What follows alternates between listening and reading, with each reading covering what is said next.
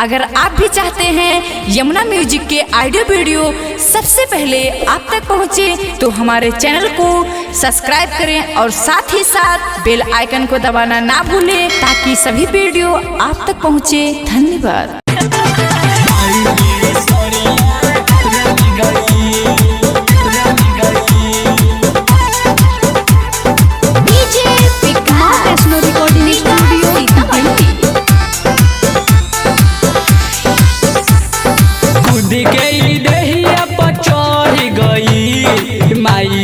सरिया रंग गईल खुद के दहिया पर चढ़ गईल माई रे सरिया रंग गईल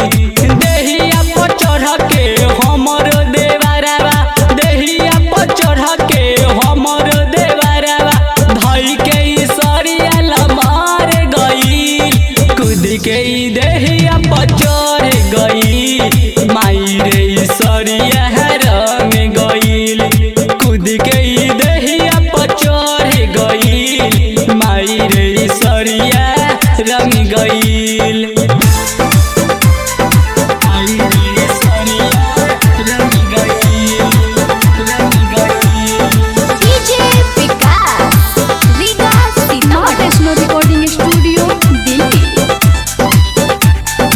दहिया पर फेंके रंग माने नहीं देवा दहिया पर फेंके रंग माने नहीं देवा आवेला जब जब होली बोलेला बड़का बोली दहिया पर फेंके रंग माने नहीं देवा घोरे जब रंगवा तली कले पारा एकरा से जीवा डर गईल घोरे जब रंगवा तली कले पारा एकरा से जीवा डर गईल दहिया पर चढ़ के हमर देवरवा दहिया पर चढ़ के हमर देवरवा धई के सरिया लमार गईल खुद के दहिया पर चढ़ गईल माई रे सरिया रंग गईल खुद के दहिया पर चढ़ गईल माई रे सरिया रंग गईल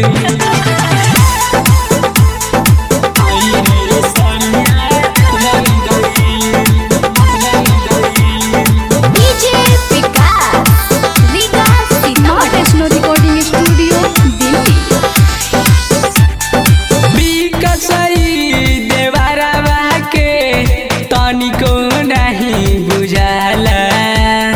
गलिया में रंग लगावे तो तनिको नहीं सुहाला बिकसई देवरवा के तनिको नहीं बुझाला गलिया में रंग लगावे तो तनिको नहीं सुहाला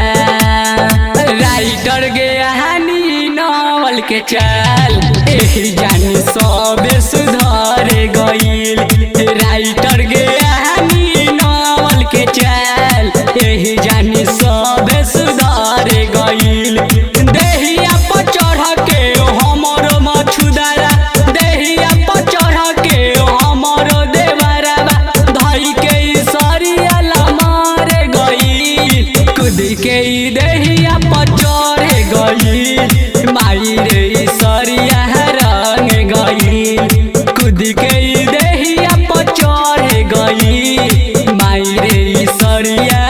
रंग गईल खुद के दहिया पर चढ़ गईल माई रे सरिया रंग गईल